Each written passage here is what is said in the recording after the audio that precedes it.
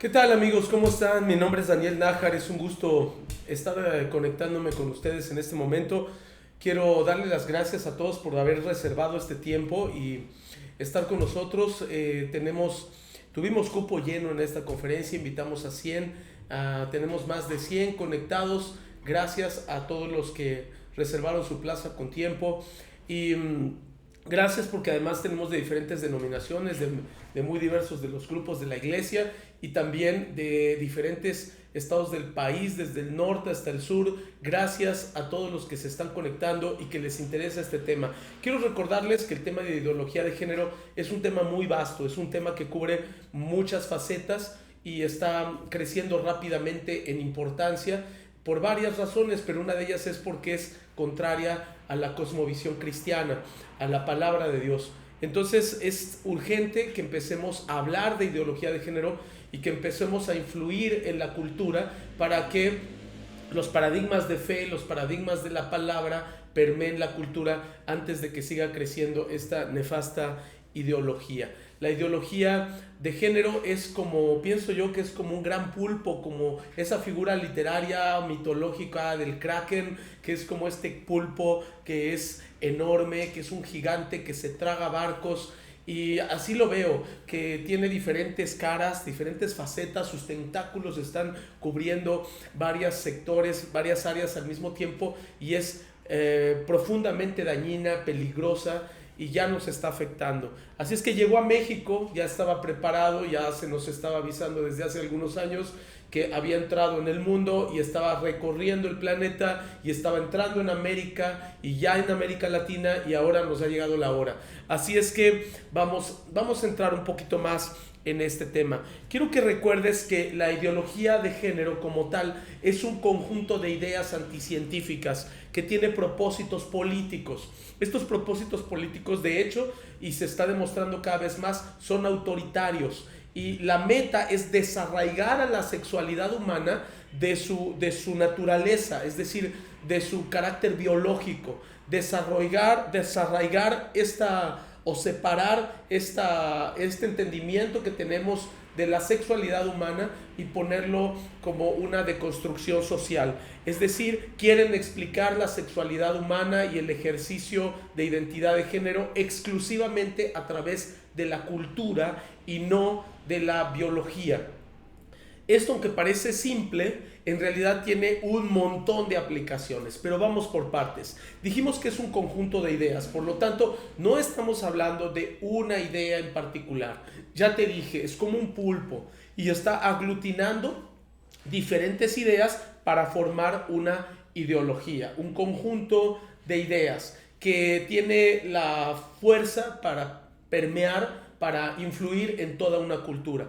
La otra situación que estamos comentando en esta definición, que es como la que se está usando más comúnmente, es que tiene propósitos políticos. Y obviamente detrás de todo propósito político hay un propósito económico. Entonces hay una influencia muy fuerte de algunos actores económicos que están empujando a los actores políticos para que esta ideología entre a la cultura en general. Como dicen por ahí, no sería posible que la ideología de género fuera tan fuerte si no fuera por la influencia de la parte política. Es decir, tiene un carácter estatista. Se mete, influye en los gobiernos y se vuelve autoritaria. El sentido común deja de serlo cuando estas ideas empiezan a permear a través de la política y se empiezan a generalizar, se empieza a obligar a la cultura a pensar de cierta manera. Y esto no sería posible si el Estado no tuviera injerencia. Y eso es justo lo que estamos viendo en nuestro país, en México, en este momento. Y eso es lo que realmente nos preocupa, que estamos viendo una injerencia del Estado cada vez más fuerte por permear esta ideología que ya está enfrente de nosotros. Un ejemplo de esto es lo que acabamos de ver hace pocos días con la presión que tuvo el Estado, específicamente algunos organismos descentralizados, pero que no dejan de tener carácter estatal, como la COPRED, como la CONAPRED, que como las organizaciones o los organismos de derechos humanos también, que estuvieron ejerciendo presión muy fuerte para que dos autores llamados Nicolás Márquez y Agustín Laje, que escribieron un libro que se llama El libro negro de la nueva izquierda.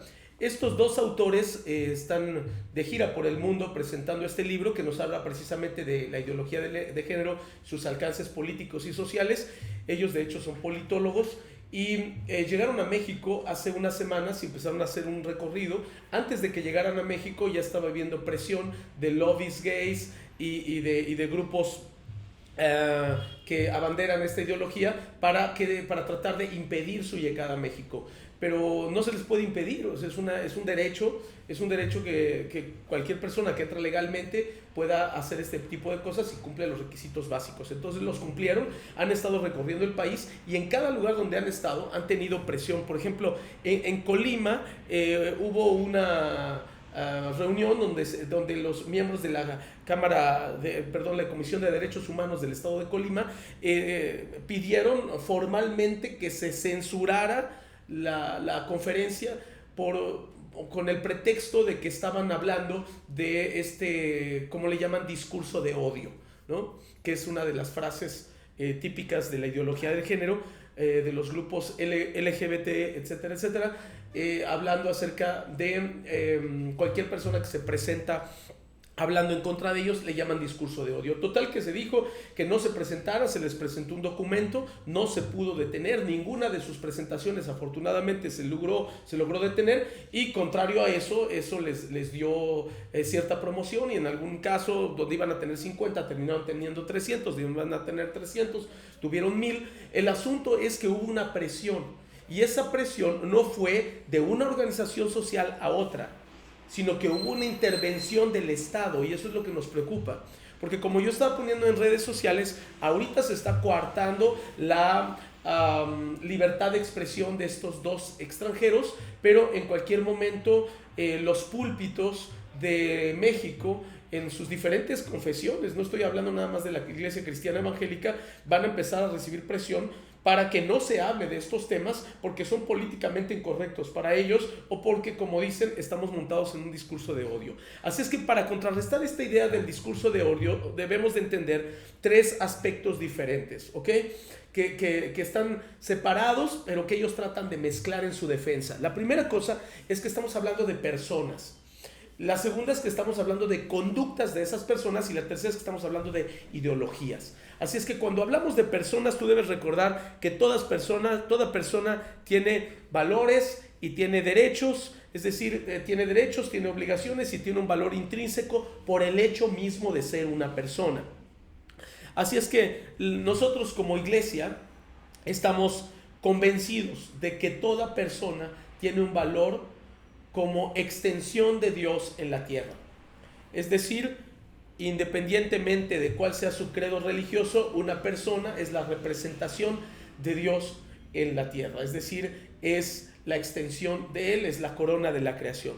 Y como tal tenemos el llamado a no segregar a nadie, a ninguna persona, ni por raza, ni por etnia, ni por religión, identidad, orientación sexual.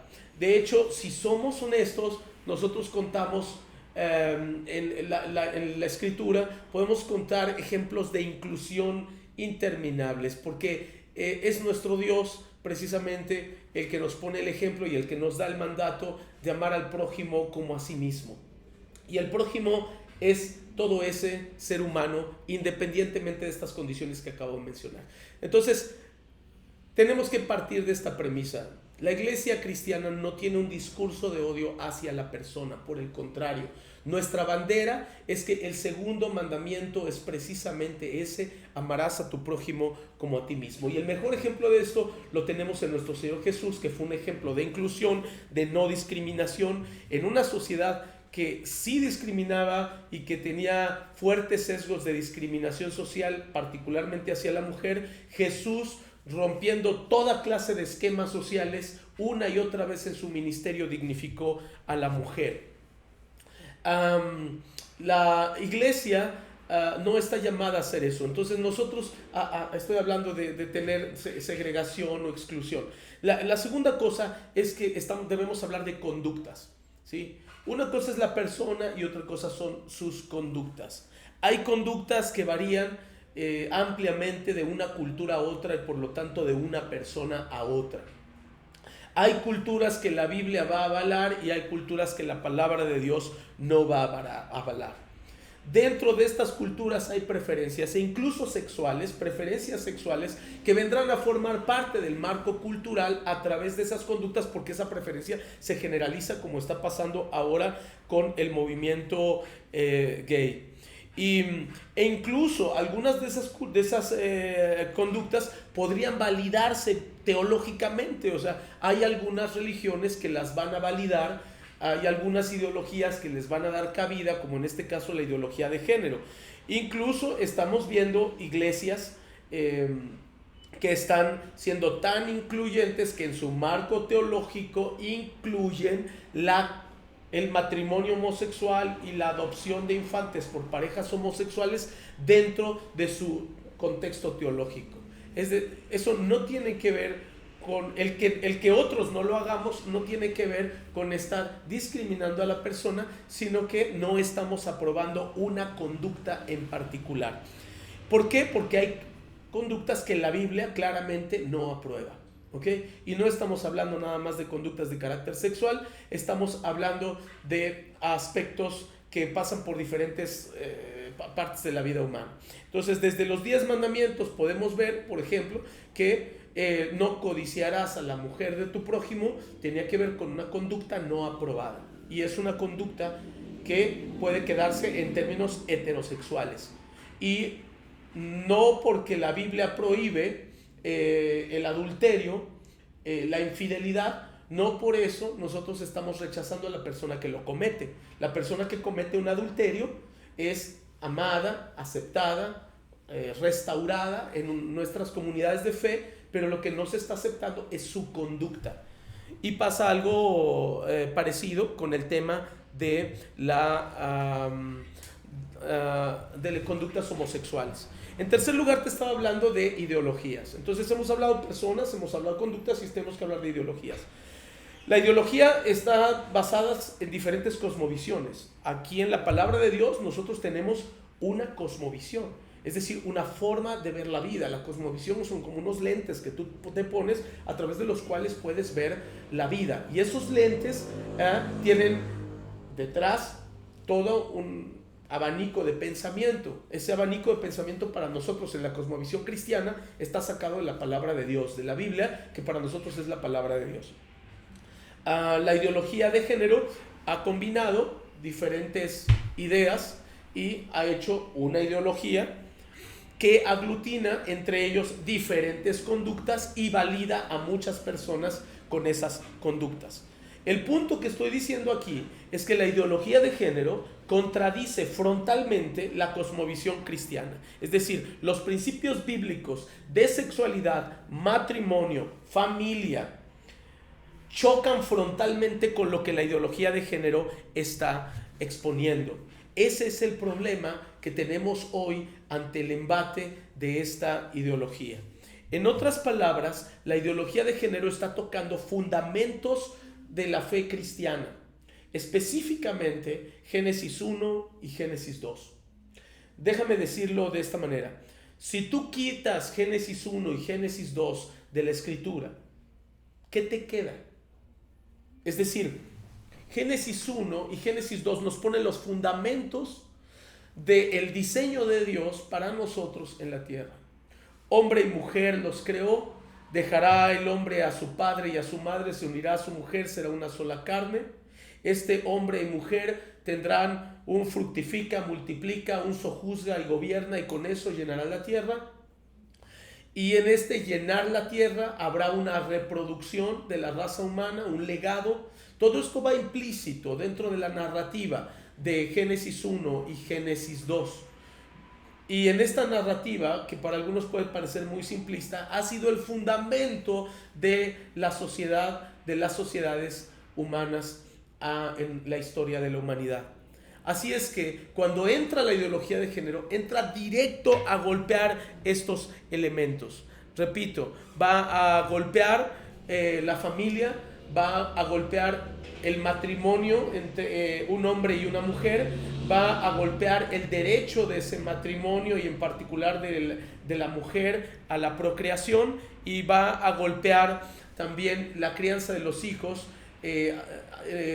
al sacarlo de la familia heterosexual y colocarlo entre familias del mismo sexo.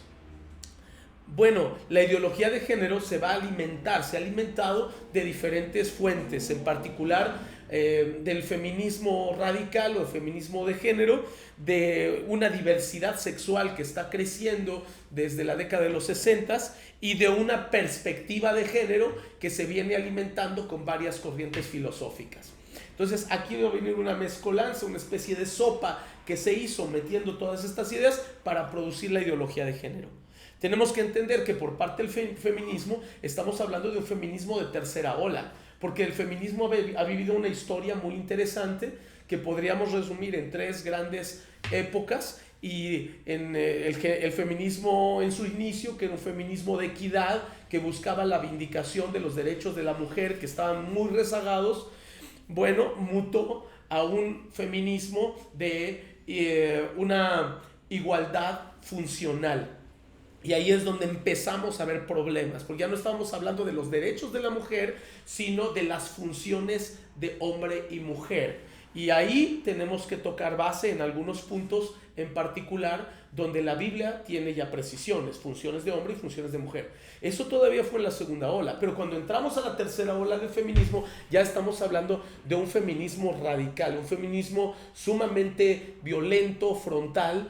De hecho, algunas feministas de cepa se quieren desvincular del feminismo actual de tercera ola, precisamente porque está siendo muy agresivo, muy violento, y está haciendo una mancuerna fuerte con los lobbies gays. Pero en la práctica están ligados y han hecho mancuerna precisamente para algunos ajustes políticos de sus derechos en ambos lados. Luego vino este asunto de la diversidad sexual, que viene creciendo y viene creciendo fuerte, y tiene que ver con un libertinaje sexual que crece, decía yo hace rato, desde la era de los 60, se empieza a dar.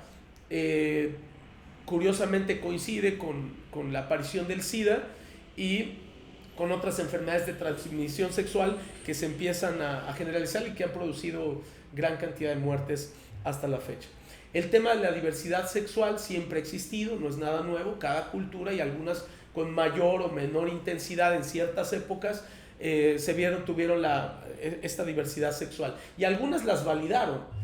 Algunas, ya te hablé de conductas, de personas y de conductas, y algunas conductas fueron validadas por entornos políticos, sociales de su tiempo.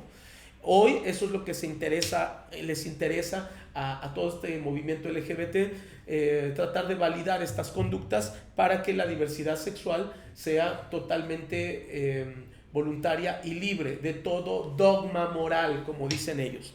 Muy bien, también tenemos el tema de la perspectiva de género, y eso no podemos ampliarlo aquí por el tiempo, pero es una forma de ver la vida a través de esta forma de entender el género, que es a lo que quiero entrar un poquito más, porque es el fundamento de esta ideología. Más que el fundamento, es el corazón de esta ideología.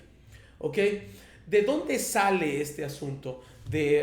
¿O qué persigue? ¿Qué hay detrás de este concepto de perspectiva de género que después que nosotros hemos nombrado como ideología, ya concentrando todas estas ideas como ideología de género?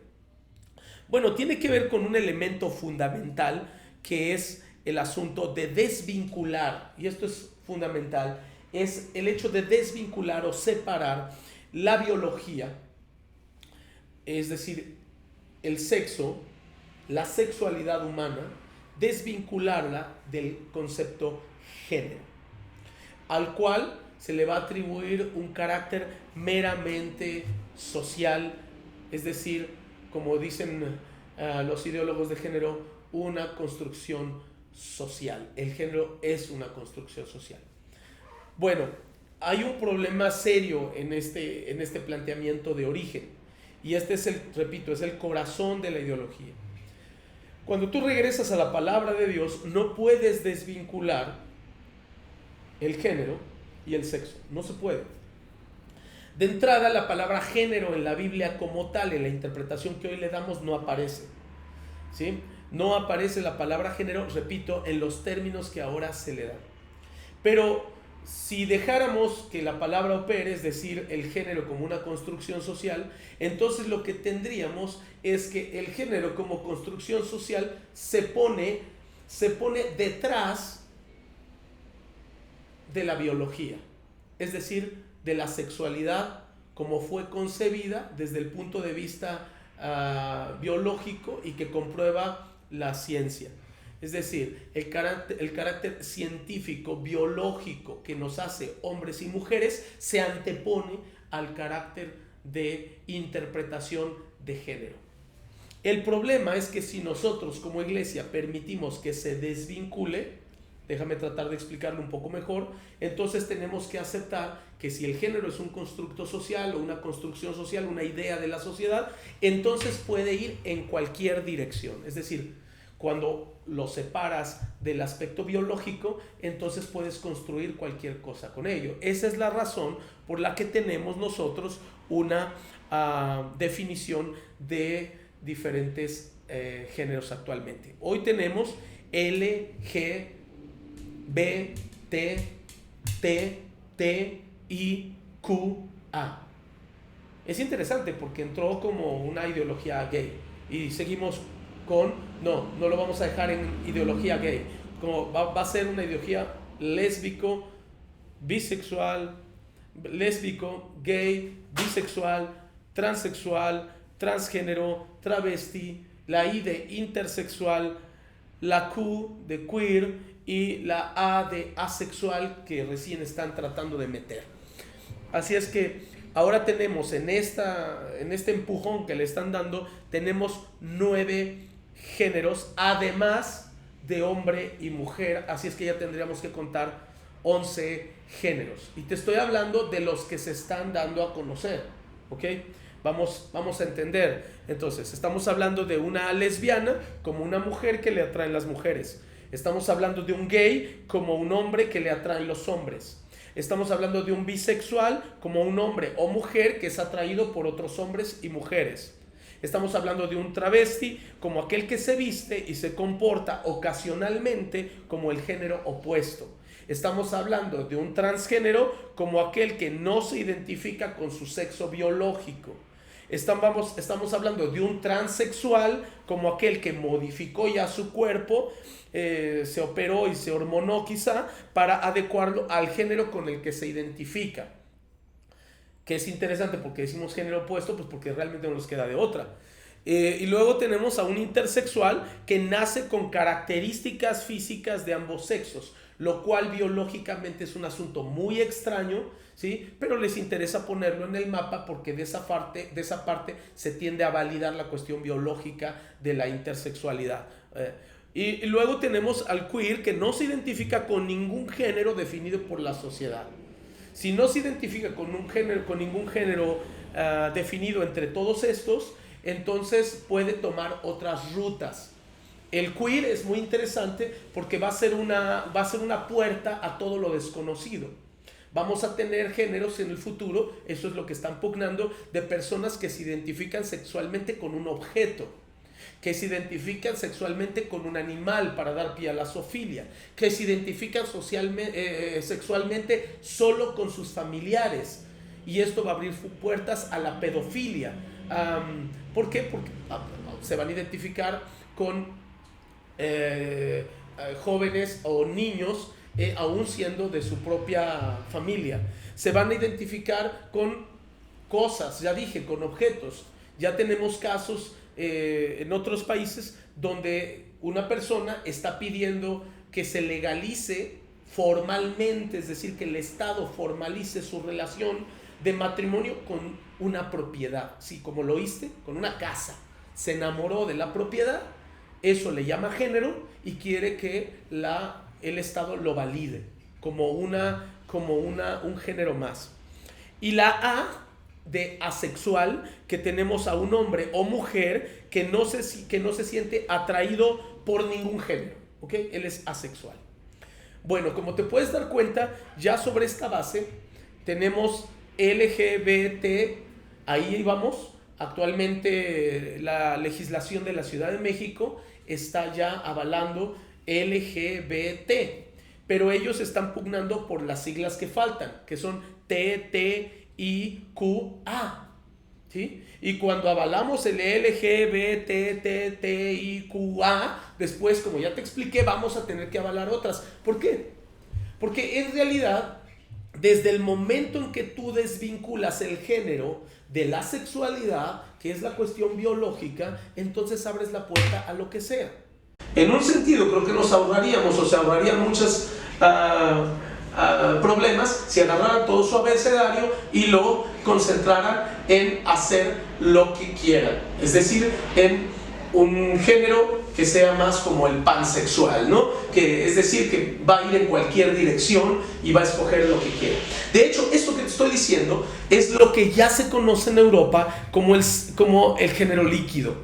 Ya está allá, ya se empezó a hablar en esta etapa de quitar todos los estereotipos, le llaman algunos, quitar todas las letritas y decir, ¿por qué no mejor lo sintetizamos en cada quien tenga relaciones como se les dé la gana y eso esté avalado por la ley? Es un rompimiento con todo el esquema ético, moral, legal, religioso y para nosotros, en una palabra, el diseño divino.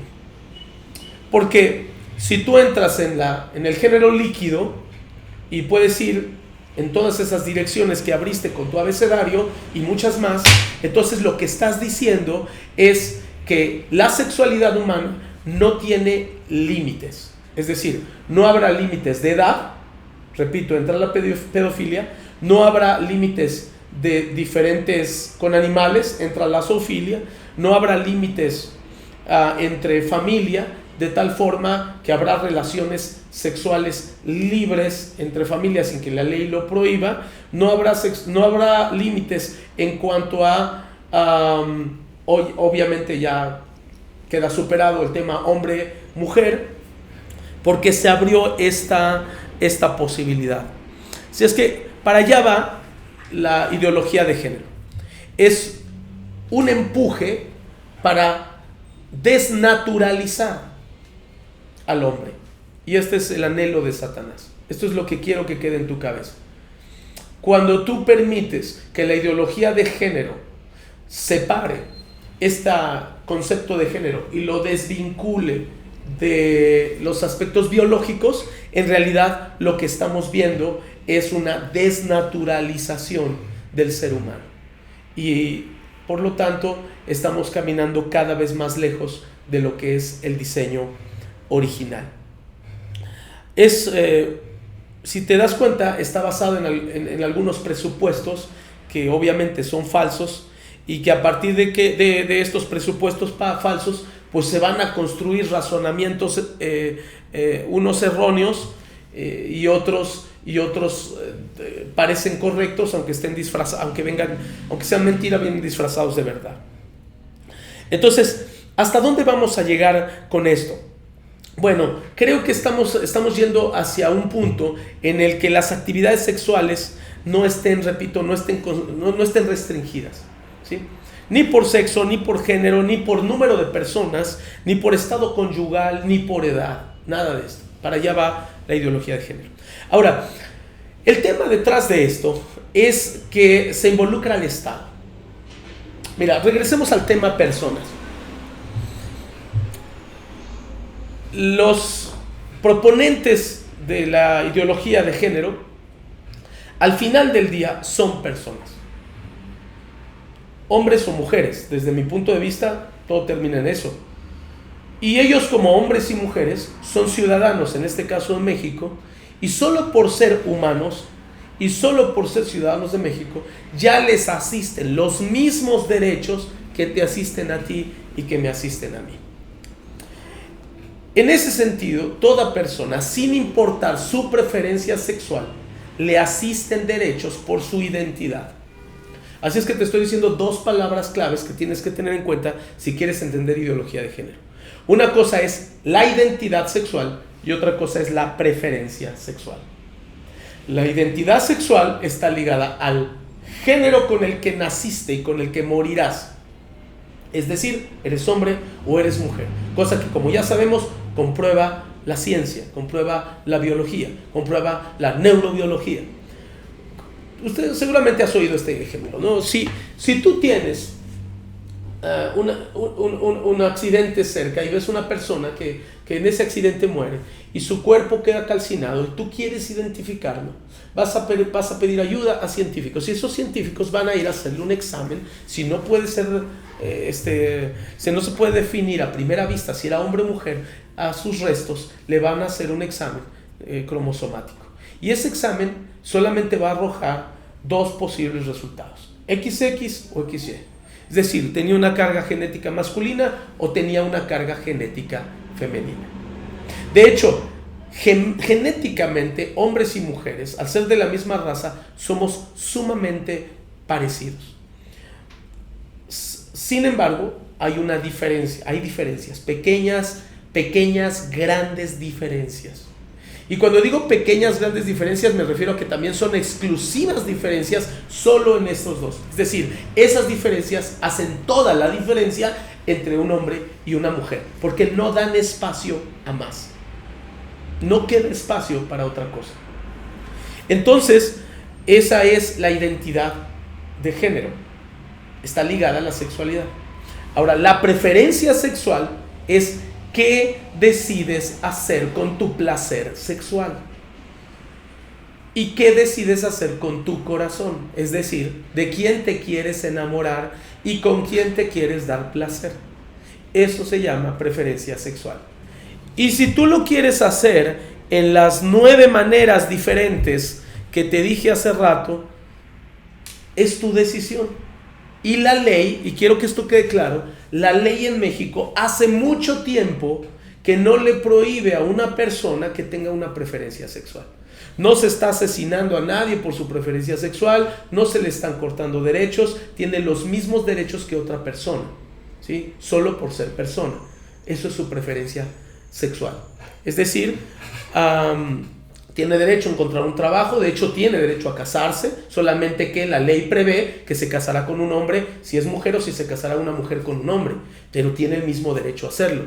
Ahora, como te puedes dar cuenta, el tema que están empujando las comunidades homosexuales, todos los lobbies LGBT, etcétera, están tratando de hacer, escucha esto, que los derechos que les asisten estén basados en sus preferencias sexuales, no en su identidad sexual. Ahora, quienes vean este video con esa ideología dirán, es que la preferencia sexual en realidad es una identidad de género, y esa es la gran diferencia que tenemos con ustedes.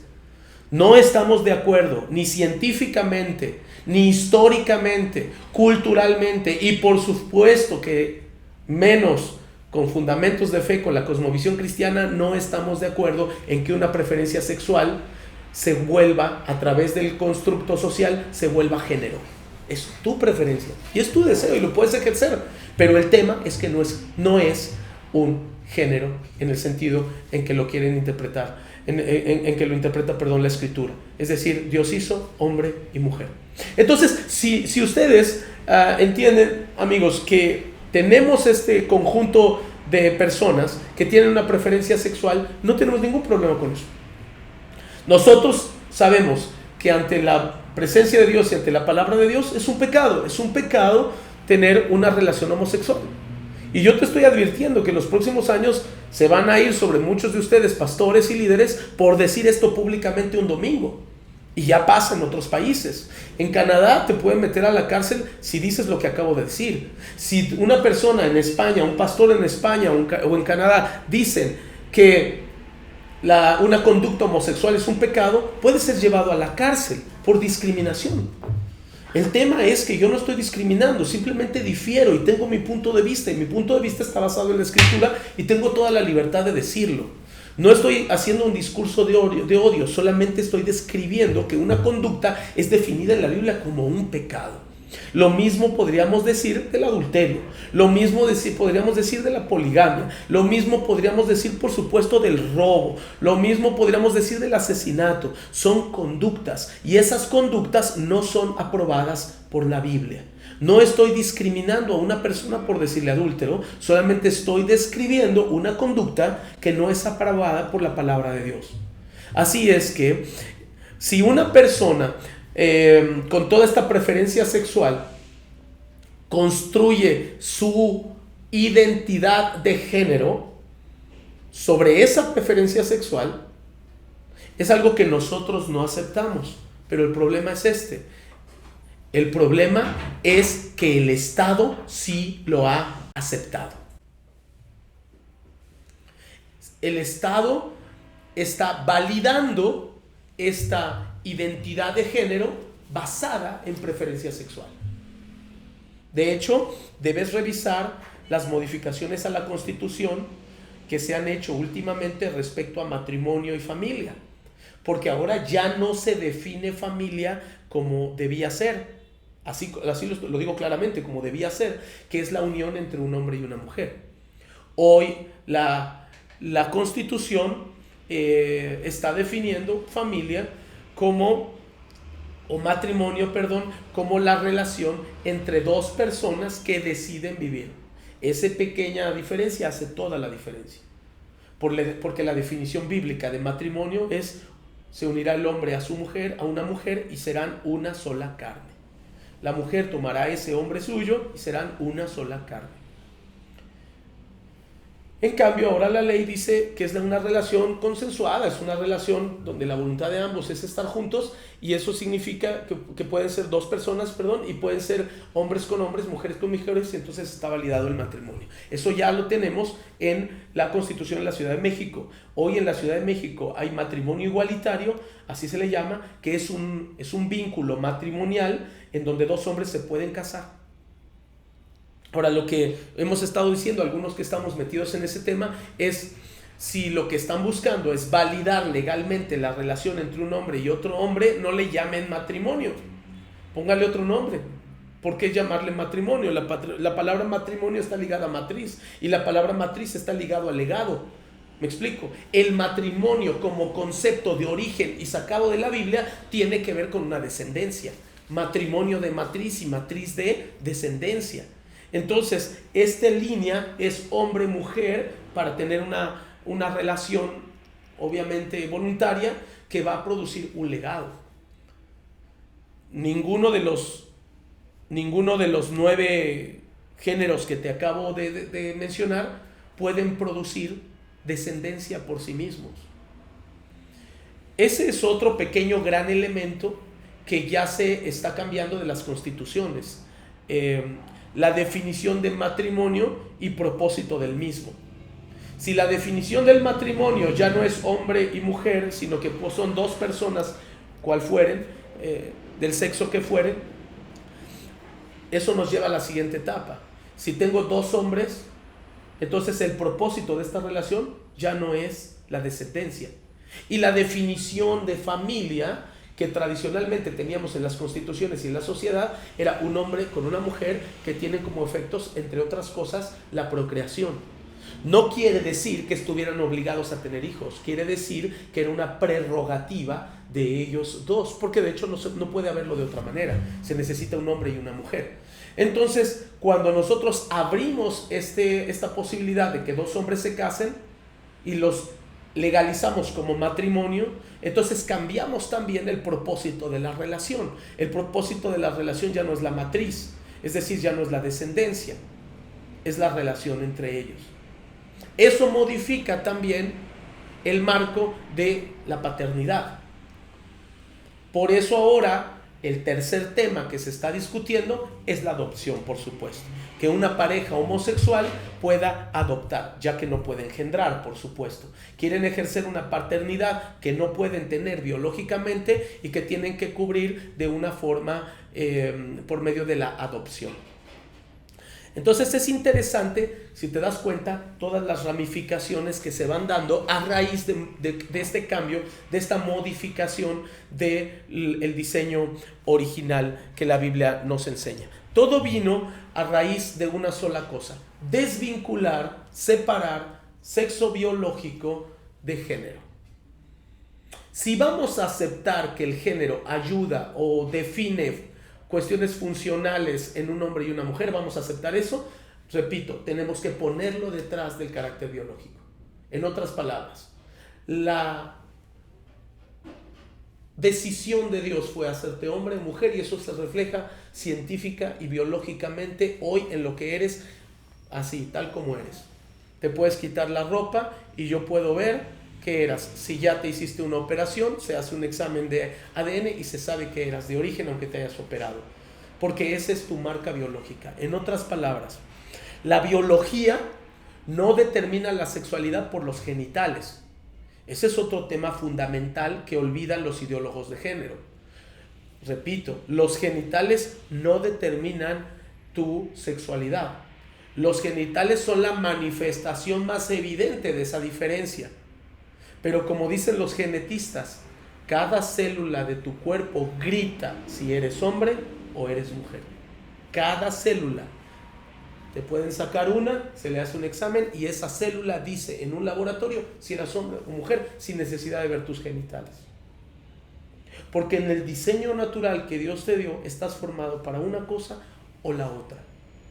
Entonces, cuando desvinculamos estas dos cosas, en todo caso, repito, tendríamos que hacer que el género, que es la construcción social, déjame decirlo así, el entendimiento de lo que significa ser hombre o mujer de acuerdo a la cultura, se ponga bajo los límites de la biología. Y yo me atrevo a decir, como no, como estudioso de la Biblia, detrás del diseño de Dios y de las instrucciones que vienen en la palabra de Dios. Lo pones detrás.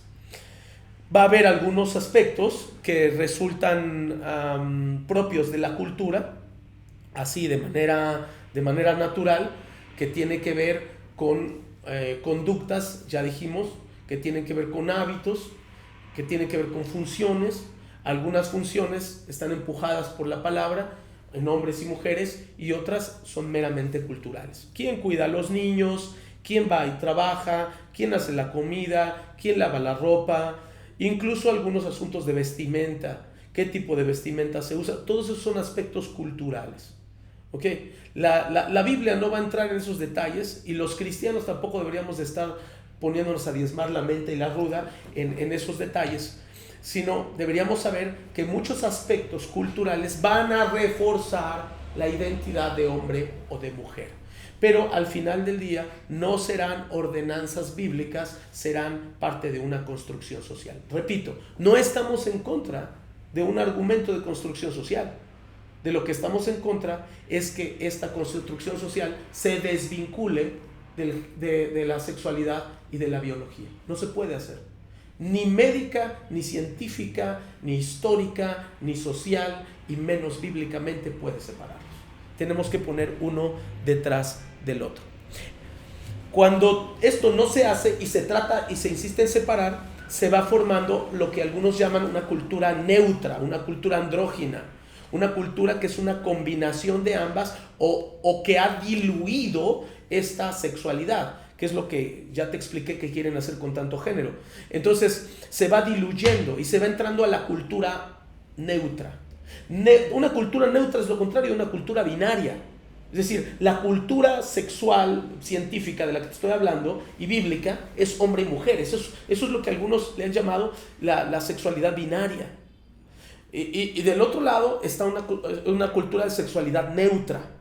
Esta sexualidad neutra lo que te dice es que si se pierde todo esto, entonces todo lo demás es social. Y por eso entra el mentado uniforme neutro, que fue un escándalo en la Ciudad de México y que la gobernadora Claudia Sheinbaum, a unos días de haber dado su anuncio, tuvo que echar para atrás o tuvo que modificarle un poquito porque la sociedad mexicana pegó el grito en el cielo.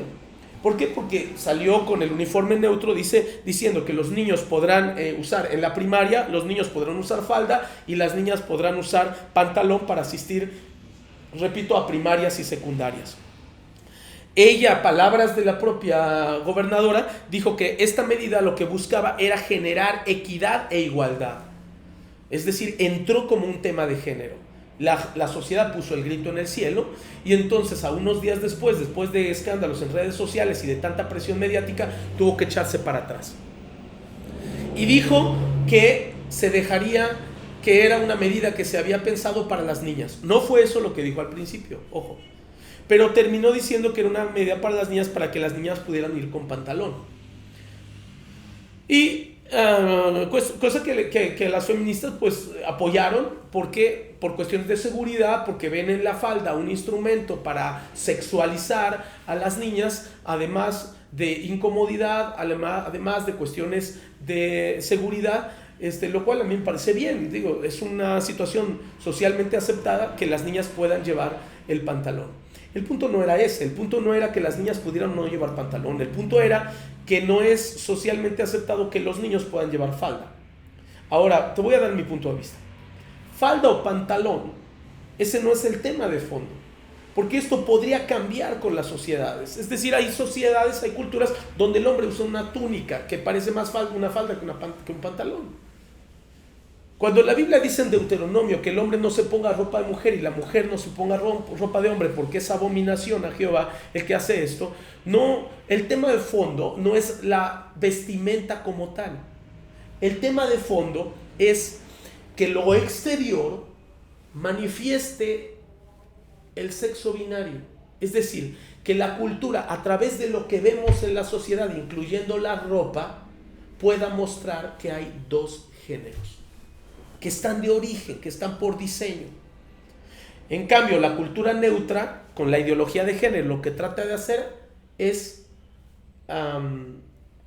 evadir esto, es diluirlo, haciendo que el género binario no exista, y por lo tanto la neutralidad como cultura, fíjate lo que te estoy diciendo, la cultura de la neutralidad pueda entrar en la sociedad. De tal manera que una persona pueda en el futuro caminar fácilmente hacia lo que ya definí como la sexualidad líquida o el género líquido. Es decir, puede ir en cualquier dirección porque él no es hombre ni mujer, él es lo que quiere ser. Esto es a lo que se le ha llamado, para ir hacia el final de esta introducción, se le ha llamado el libre desarrollo de la personalidad. Es decir, es la autoconstrucción de la persona a partir de su psique. Si lo que te define no es biológico, entonces lo que te define es psicológico y cultural. Por lo tanto, tú te autoconstruyes como hombre, mujer o alguna de las otras 9 cosas que te dije. Tú te autoconstruyes, según ellos, en base a la percepción que tú tienes de ti mismo. Y te estaba entonces hablando hace rato acerca de los derechos. Y como dice Agustín Laje y Nicolás Márquez, no tenemos problema con que una persona se autoperciba como lo que quiera. No hay problema si esa persona se autopercibe con un género distinto al que realmente tiene de origen. El problema es que quiera que el Estado lo valide, que el Estado lo vindique y que a esa autopercepción se le otorguen los derechos que tienen hombres y mujeres solo porque se autopercibe de otra manera. Y esto es grave, esto es delicado, porque está influyendo en un montón de cosas. Por ejemplo, en la Ciudad de México, las actas de nacimiento ya no dicen papá y mamá, ¿sabías? Ya no aparece padre o madre del menor que se está registrando. Porque se está tratando de eliminar no solamente los conceptos de paternidad en función de ser hombre y ser mujer, sino que además se está eliminando el derecho a la patria potestad natural. Eso se está haciendo para que todas las comunidades de géneros diversos que ya les dije no tengan problemas ni en la adopción, o tengan menos problemas o los menos problemas posibles en la adopción y en la crianza de los hijos. Vamos a ver muchas aplicaciones de esto, muchos alcances de esto. Bueno, quiero terminar diciéndote de dónde aparece todo esto. o cómo se empuja. La aparición de estos movimientos como ONGs, como organizaciones no gubernamentales, tanto en defensa de la mujer con el feminismo radical, como de los grupos LGBTTIQ, han estado logrando reivindicaciones y lugar público por medio de los derechos humanos. Así es que los derechos humanos, la frase derechos humanos ha sustituido, ha tomado un protagonismo grande, haciendo que se validen estos géneros. ¿Por qué? Como ya te lo expliqué, porque estos derechos humanos se están atribuyendo en función de preferencias sexuales y no de identidad sexual. Eso nos va a ocasionar muchísimos problemas. Y eso es debido a que estas ONGs han crecido y han tenido el apoyo de estados. El apoyo estatal que te decía desde el principio. Pero el fondo del pantano es mucho más grande que ese. Tienen apoyo internacional de grupos económicos muy fuertes. Y eso es obviamente un secreto que no quieren que salga. No se quiere hablar de que los centros abortistas, por ejemplo, afiliados a grupos feministas radicales, tienen subvenciones millonarias de organizaciones supuestamente filantrópicas, extensiones de otros movimientos grandes, de otras transnacionales económicas, y están recibiendo estos grupos abortistas subvención económicas fuertes. No se quiere hablar de eso, pues porque se va a transparentar quiénes son los que están detrás de todo este movimiento, que son grandes corporaciones económicas como la Fundación Soros, como la Fundación Ford, como la Fundación Rockefeller, como el mismo FMI o el Banco Mundial. Son organizaciones controladas por un pequeño grupo de hombres muy poderosos que tienen una agenda detrás de la agenda. Es decir, la ideología de género no es su agenda principal, esa es su herramienta. Es la herramienta social y cultural para tratar de lograr algo más. Y se están metiendo en todos lados. Hace unos días la marca esta de jabón Ariel acaba de sacar su promoción, ¿verdad? Y acaba de decir que ellos en el mes del orgullo gay, que todavía estamos, el mes de estos grupos, que es el mes de junio, muy convenientemente en fechas del Día del Padre, del mes del Padre, muy convenientemente vino a aparecer este asunto aquí. Y Ariel está sacando esta campaña a favor de... También ya vimos a los Doritos Rainbow, los Doritos Arcoiris, ya vimos a Disney con sus planes de sus primeras producciones empujando la cultura gay, ya vimos a Netflix pronunciándose al respecto, ya vimos hace un par de años a Burger King con sus anuncios, por lo menos en Ciudad de México, promoviendo también la cultura homosexual, ya vimos a Starbucks con sus banderas gays en muchos de sus locales. En fin, vemos que hay un movimiento económico muy poderoso, cosa que merece un estudio completo. También está el ámbito académico. Me da tristeza decirlo que en universidades tan connotadas como la UNAM tengamos tantos jóvenes siendo indoctrinados por la ideología de género. Tenemos muchos de nuestros jóvenes, aún jóvenes cristianos, que están caminando hacia su futuro a través de estas instituciones, están siendo permeados ideológicamente por esta nefasta ideología. ¿Por qué? Porque hay movimientos de izquierda muy fuertes que están influyendo ahí. Entonces tenemos también ámbitos académicos tomados y tenemos pronunciamientos. Yo tengo en casa una revista sobre ideología de género producida por la misma Universidad Nacional Autónoma de México, vindicando todos estos asuntos de los que yo estoy hablando. Los tenemos, ya te dije, en la arena política, donde, como dice el libro negro de la nueva izquierda de Laje y de Márquez, ellos ligan directamente a la izquierda en el mundo. Pero desde mi punto de vista, la izquierda está siendo el brazo duro, el brazo fuerte, pero no es privativo de la izquierda. Esto trasciende incluso a colores rojos o azules. Esto trasciende. Ya tuvimos en el pasado al PRI tratando en México, antes de que estuviera el actual presidente Andrés Manuel López Obrador, ya tuvimos a Peña Nieto tratando de influir drásticamente para la legalización del aborto en todo México, que es también parte de esta agenda ideológica. Lo vemos en el campo legal. Ahora, Hay algo que yo llamo la última frontera, querido, y es el tema del sistema educativo. En nuestro país, en México, la SEP tiene el monopolio de la educación. Y eso facilita que toda esta ideología de carácter de Estado, con el apoyo del Estado tan estatista y a veces tan totalitaria, se meta sin que te pregunten a mí o a mí si queremos que mis hijos aprendan eso.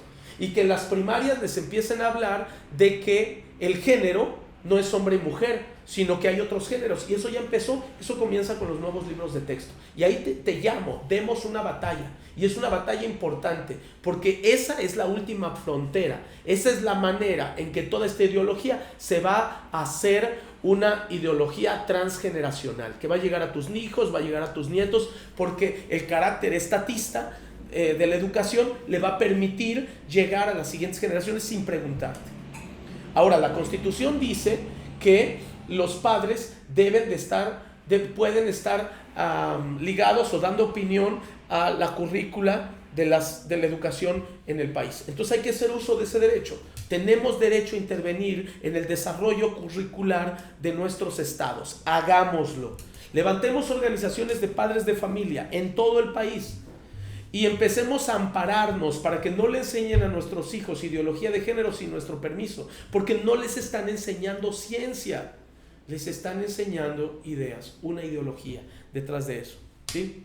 Ahora repito, esto está en el campo, ya hablamos, el ámbito académico, en los organismos internacionales, en las ONGs, en la arena política, en el campo legal, en el sistema económico, en el sistema educativo, y está tratando de influir en las relaciones familiares, padres e hijos. Por eso muchos de nosotros que creemos en la familia como fue diseñada por Dios, usamos la frase con mis hijos no te metas. ¿Por qué? Porque tenemos el derecho a defender la patria potestad, es decir, a mis hijos los educo yo. Se está metiendo no solamente en todos esos ámbitos, sino está tratando de llegar a tu hogar o a los hogares, al núcleo mismo de la sociedad. Por eso la adopción, por eso el matrimonio igualitario y por eso la adopción de niños a través de parejas gay.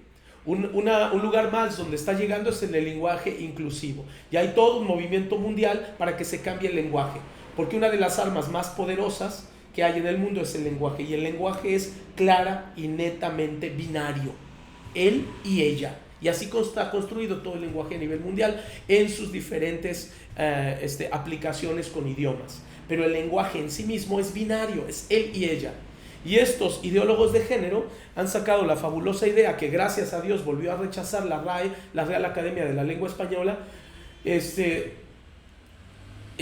lo volvió a rechazar, y es el hecho de que no se use el término elle. ¿Qué es elle? Bueno, es lo que va a sustituir al sustantivo él o ella. Ya no vamos a hablar de él o de ella, vamos a hablar de elle. ¿Y qué es elle? Pues es que como ya no hay él y ya no hay ella, tenemos que abrir a los chorrocientos géneros que nos están montando. Ahora quieren cambiar el lenguaje, ¿sí? Todo esto está entrando en el campo de la medicina. Déjame te doy una idea. Si tú vas a algunas organizaciones, fíjate en esto, algunas organizaciones médicas de carácter público, hay hospitales en México que van a hacer una operación de mamas a un hombre, se la van a hacer más fácilmente que una cirugía reconstructiva a una mujer que perdió las mamas por cáncer. Es decir, una mujer tuvo cáncer, perdió las mamas y ella ahora quiere hacerse una cirugía reconstructiva, va a este hospital público y dice, quiero hacer una reconstrucción de mamas, y le dicen no. Porque tenemos una lista de hombres que se quieren poner mamas, y esos hombres están antes en la lista. Se está priorizando a la ideología de género sobre la salud de la mujer, y esto es algo que creo que se les está olvidando a las feministas que andan tan de la mano con los movimientos LGBTTIQ. Ni hablar del campo de la psiquiatría, que hace unos años se sacó la homosexualidad y el lesbianismo, se sacó, y dicho por uno de los directivos de aquel entonces, se sacó por presión política, una influencia mediática para sacar del diccionario la definición de homosexualidad como una enfermedad psiquiátrica. está calificada como tal. Sin embargo, por presión política, no médica, se sacó de ese punto. Y por último, obviamente tenemos una afectación en el campo religioso y en el campo de las iglesias. No solamente porque no estemos de acuerdo, amigo, sino porque además van a empezar a influir en lo que podemos decir y lo que no podemos decir contra esto. Tendremos, por ejemplo, ya influencia de que a lo mejor en el futuro alguien llegue, una pareja homosexual llegue y se quiera casar y me quiera obligar a que los case. Vamos a tener que interponer algunas instancias. Probablemente nos sirva la objeción de conciencia, como ahora los médicos que no quieren abortar tienen la objeción de conciencia. Entonces yo voy a ser un objetor de conciencia si yo no puedo casar dos hombres porque mi conciencia no lo permite en mi ámbito, que es el de una iglesia. Puede ser que lleguen y digan a una persona, a un pastor, usted no puede predicar que hay hombre y mujer porque me siento discriminado. Imagínate que el pastor está hablando de Génesis 1 y de pronto una pareja lo escucha y dice, tú no puedes decir eso. ¿Por qué? Porque me siento discriminado. Dices que Dios creó hombres y mujeres, me estás discriminando, Dios me creó a mí y yo no soy ni hombre ni soy mujer. Y con base en ese argumento de discriminación, de victimización, que es una estrategia que usan todos los días, se apancalan en los derechos humanos y entonces pueden cortar la libertad del pastor para ejercer su libre expresión. En la Ciudad de México ya hay varias comunidades que se asumen cristianas, es decir, que profesan supuestamente la Biblia, pero que en realidad están casando y validando las relaciones homosexuales. Esto es en la Ciudad de México. Grandes organizaciones de medios de comunicación también lo están promoviendo. Está por salir o ya salió en estos días, me parece que salió en estos días, en junio, salió en la portada de Newsweek, una revista de carácter internacional, salió una edición especial de la revista Newsweek que habla, su título es Los 41. ¿Y quiénes son los 41? Son 41 activistas homosexuales, lesbianas, gays y de los otros géneros que ya te dije, que han promovido toda esta cultura en México, y se dedicó la portada de Newsweek a estos 41. La vas a ver en los puestos de periódicos, te recomendaría que fueras a comprarla para efectos de que estés documentado. Ahí está, por ejemplo, personas como Temístocles Villanueva, que es nuestro flamante diputado que defiende todas estas cuestiones en la Cámara de Diputados de la Ciudad de México, que ha sido un activista gay desde hace muchos años. Está la señora Citlali Hernández, senadora, que también es una fuerte activista. No sé si por ahí está Patricia Mercado, me parece que no, porque ella está montada más en el tema de feminismo, junto con su organización abortista Gire. Qué tremendo, ¿no? Imagínate, una senadora que promueve leyes a favor del aborto porque tiene una organización abortista, ¿sí?, que está subvencionada por organizaciones para realizar lo que hace. Qué tremenda cosa. Bueno, ahí está en la revista Newsweek. Otro dato interesante de medios de comunicación es que en estos días, en este mes, Televisión Azteca, que es una de nuestras grandes televisoras en América Latina, con base en México, promovió con bombo y platillo que había sacado la unidad de género por un canal seguro. Eso fue su lema, por un canal seguro, la unidad de género. Y puso al frente a una mujer que es una activista gay desde hace mucho tiempo.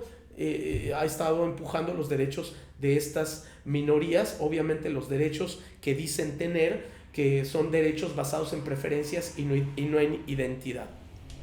Y en este mes del famoso orgullo gay, pues nuestra ciudad se pintó de colores. Literalmente se pintó de colores porque se pintaron las calles con el arco iris, se decoraron algunos de nuestros edificios gubernamentales, se pintaron de colores, los iluminaron pues de colores para que se viera el orgullo gay en todo su esplendor.